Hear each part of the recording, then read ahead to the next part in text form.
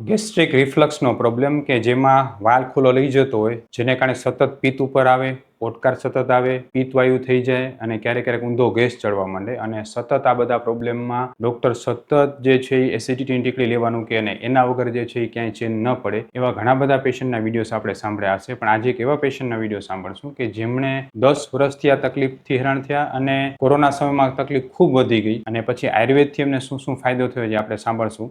જય શ્રી કૃષ્ણ કાનજીભાઈ. કાનજીભાઈ, શું તકલીફ હતી તમને?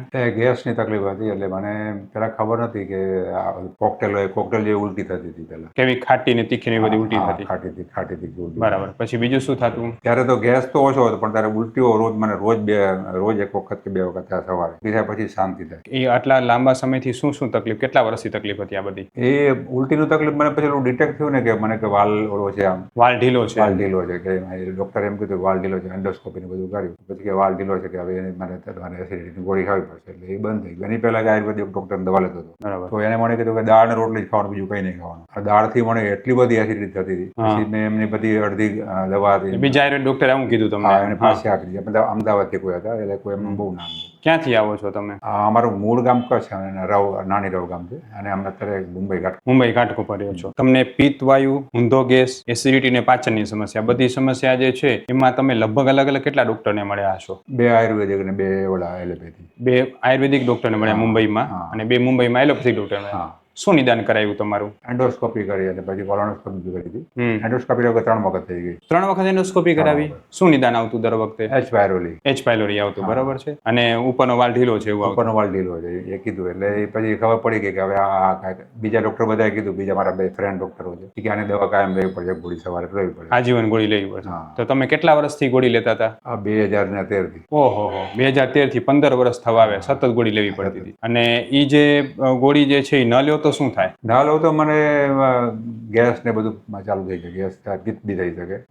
એ ગોળી લેવાથી મને પિત્ત એકદમ નતું આવતું, ખાલી ગેસ જ થાય. ગેસ રહેતો તો બહુ જ. બરોબર ને? અને આપણી પાસે જયારે તમે આ બધી સમસ્યાઓની સારવાર આપણી ત્યાં થાય છે, હું તને મુંબઈમાં કઈ રીતે ખબર પડી હતી આપણી ટ્રીટમેન્ટ? વિડીયોથી. કોરોનામાં તમારા વિડીયો જોતો હતો ત્યારે. કોરોના વખતે કાંઈ કામ ન હોય, પ્રોગ્રામ બધું જ બંધ હોય. અને એ તમે આપણી પાસે ટ્રીટમેન્ટ માટે આવ્યા તો આપણી કેટલા દિવસની દવાને શું ટ્રીટમેન્ટ કરાવી તમે? લગભગ 4 મહિના આપણે થયા. અને 4 મહિનાની સારવારમાં તમે કઈ પંચકર્મ સારવાર કરાવી કે નથી કરાવી? પંચકર્મ 3 વખત કરી. પંચકર્મ સારવાર થઈ અને 4 મહિના રેગ્યુલર મેડિસિન લ્યો છો તો અત્યારે તમને શું ફાયદો થયો? વસ્તી બી લીધેલી આપણે. બરાબર. શું ફાયદો થયો તમને એના? અત્યારે લગભગ 80% જેવો ફાયદો છે. 80% ફાયદો થઈ ગયો. બરાબર ને? એટલે હવે તમને બહુ સારું લાગે પેલા કરતા? બહુ સારું લાગે મને. પેલા અત્યારે મારું ગાવાનું કામ છે, ગળું બી પેલા કરતા ઘણું સારું છે. સવારે ઉઠવાનું બરાબર મારું ટાઈમ સર થઈ જાય. હવે મને થાક નથી લાગતો. પેલા થાક લાગતો બોલે. થાક બહુ લાગતો. કારણ હું ના થાય એટલે પછી આખો દિવસ એમ થાય કે આ કામ ના કરું, પેલું કામ. બરાબર. અને આખો દિવસ બેચેની જેવું લાગે? બેચેની તો એમને પડી. જે દિવસે ગેસ હોય એ દિવસ મારો દિવસ ખરાબ હોય. એટલે એમ થાય કે આજે કઈ નથી કરવું, રિયાઝ નથી કરવો. અમારા ઘરે ક્લાસ બી ચાલતો હોય, મ્યુઝિકના ક્લાસ બી ચાલતો. એટલે બધું ચાલુ કર્યા પછી વાંધો નહીં, પણ પેલા મન ન થયા પણ ચાલુ. બરાબર છે. પછી જયારે આપણી પાસે તમે અહીંયા ટ્રીટમેન્ટ લેવા માટે આવ્યા ત્યારે તમને જે પંચકર્મ સારવાર કરી 3 વખત આપે, બરોબર છે, કેવું લાગ્યું તમને એમાં? સારું લાગ્યું, બહુ સારું. બહુ સારું લાગ્યું. અને શું ફેરફાર થયો ત્યારે તમારા શરીરમાં? કેટલા ટકા સારું ને કેવી રીતે સારું થયું? પહેલા જ મને 15-20% જેવો ફરક પડ્યો પહેલા મહિનામાં. અને પછી મને થોડુંક પછી એમ થયું કે હવે વાંધો નહીં આવે, મારું ભલે 6 મહિના નિદાન સાચું પકડાઈ ગયું એમ. બરોબર ને? અને તમે લગભગ જે છે અલગ આ બધી પહેલા મેડિસિન લેતા ને દવાઓ લેતા, એમાંથી અત્યારે કેટલી દવા ઘટાડી શક્યા તમે? અત્યારે મારી પહેલા કેપ્સ્યુલ લેતો હતો, અત્યારે અડધી કેપ્સ્યુલ અડધી ગોળી લો. એટલે જે 15 વર્ષની આદત છે એમાંથી તમે અડધી થઈ ગઈ એમ ને? એટલે કોરોનામાં મને ડબલ કેપ્સ્યુલ થઈ ગઈ હતી. એટલે એનાથી ડબલ ત્યારે ગોળી લેતો હતો. એ ગોળી પહેલા લેતો હતો. પહેલા કરતા તમારું પાચન કેટલું સુધર્યું? પાચન ઘણું સારું થઈ ગયું. એમાં શું ફેરફાર થયો? પહેલા શું પચાવી શકતા ને હવે શું ન પચાવી શકો? શું થયું એમ?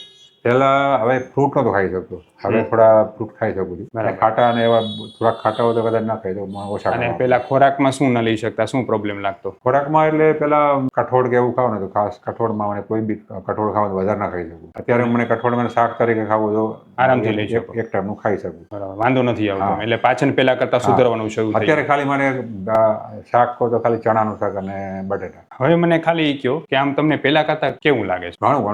ઘણું સારું. હવે મને એમ થાય કે 2 મહિનામાં મને સારું થઈ જાય. હા. હવે મને એ કહો કાનજીભાઈ કે તમે લગભગ જે છે એ 15 વર્ષથી લગભગ અલગ દવાઓ કરતા હતા, આયુર્વેદ ડોક્ટર, એલોપેથી ડોક્ટર બધું બદલાયું, 3 વખત એન્ડોસ્કોપી કરાવી, રોજની ગોળી તમારે ખાવી પડતી એસિડિટીની. આપણી દવામાં 4 મહિનામાં તમને જેટલો લાભ થયો એટલો પેલા ક્યારે થયો છે? ના, ક્યારે નહીં. એટલું સરસ પાચન ક્યારે સુધર્યું છે? ક્યારે નહીં. અને તમે જે પંચકર્મ સારવાર કરી એના વિશે તમે શું કહેશો? પંચકર્મ તો બહુ સારું છે. તમને બહુ સારું લાગ્યું? હા, બહુ સારું લાગ્યું. ઇવન તમે માત્રા બસ્તી મને આપી હતી એનાથી મને સારું લાગ્યું.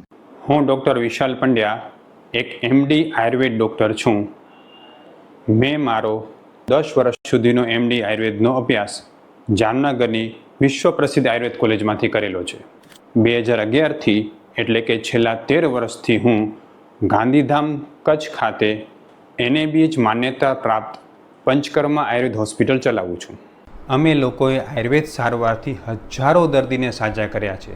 તેના વિડીયો રિવ્યૂ અમારા આ જ ફેસબુક, ઇન્સ્ટાગ્રામ કે યુટ્યુબ ચેનલ ઉપર છે, જે જરૂર જોવા અને જાણો કે કેવા જૂના રોગો કેટલા ઝડપથી સાજા થયા છે. અમે 2 રીતે સારવાર કરતા હોઈએ છીએ. સૌથી પહેલાં તો કચ્છ કે એની આસપાસના દર્દીઓએ હોસ્પિટલમાં રૂબરૂ બતાવવા માટે આવવું, અને બીજું કચ્છથી દૂર રહેતા દર્દીઓ માટે ઘર બેઠા ઓનલાઈન દવા પણ મંગાવી શકે છે. વધુ માહિતી માટે નીચેના નંબર ઉપર હાય લખીને વોટ્સએપ કરો, એટલે તમને ફીસ કેટલી છે, કોર્સ કેટલો કરવો પડશે વગેરે માહિતી વોટ્સએપમાં મોકલી આપશું.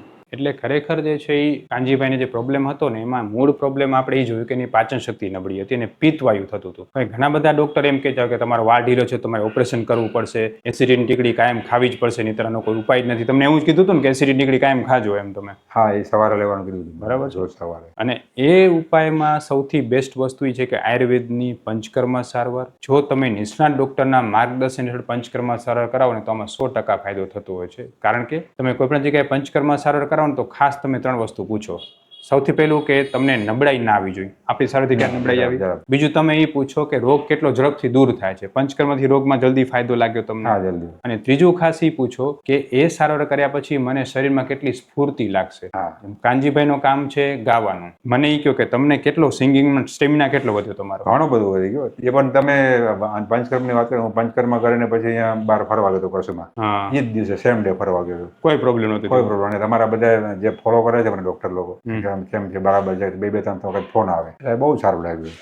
બરાબર. આટલું બધું કેર કરે છે ને તો કોઈ ડોક્ટરને ફોન કરી ફોન નથી ઉપાડતા. આપણો ફોન કદી નોપડે બનતું જ નથી. ક્યારે નહીં, ક્યારે. હા, અને બધા ડોક્ટરો સામેથી ફોન કરી શકે. એટલે ખરેખર જે છે એ અમારો ઉદ્દેશ્ય છે કે લોકોના જનસામાન્ય સુધી આયુર્વેદને સરળતાથી પહોંચાડવું. તમારો આ વિડીયો જે છે કાનજીભાઈ, એ લોકોને આયુર્વેદમાં શ્રદ્ધા વધારવા માટે બહુ ઉપયોગી રહેશે. તો આપણે એને ફેસબુક, ઇન્સ્ટાગ્રામ, યુટ્યુબમાં મૂકી શકીએ? ચોક્કસ, ચોક્કસ. ખૂબ ખૂબ ધન્યવાદ કાનજીભાઈ. જય શ્રી કૃષ્ણ. હું તો બધાને કહું છું, બધાને આવો, તમે આવી રીતે કંઈ કરો. તમારા જેમ જે લોકો એસિડિટી અને ઊંધા ગેસથી સમસ્યાથી પરેશાન હશે એને તમે આપણી સારવાર વિશે શું કહેશો? બહુ છે. હું તો કહું કે અહીંયા આવો, તમને કરાવો, કરી જુઓ. ખાલી તમને લાગે કે શું લાગે છે, તમે ખરેખર ચમત્કાર લાગશે. હા, તમે છે મારા ગામના બીજા રાપરના બી અહીંયા આવ્યા હતા. હા, એમને સારું છે. સારું છે અત્યારે. છેટ ઘાટકોપરથી તમે અહીંયા આવ્યા, આવડો દૂર છે, તમને લાગે ને ધક્કો વસૂલ થઈ ગયો? ખૂબ ખૂબ ધન્યવાદ. આજ તો મારે કઈ આવવાનો મતલબ જ નહોતો, પણ મને 2 અઢી મહિના થઈ ગયા, જઈ આવું, મળી આવો. કા માતાજી દર્શન કરાવ્યા? દર્શન કરાવવા.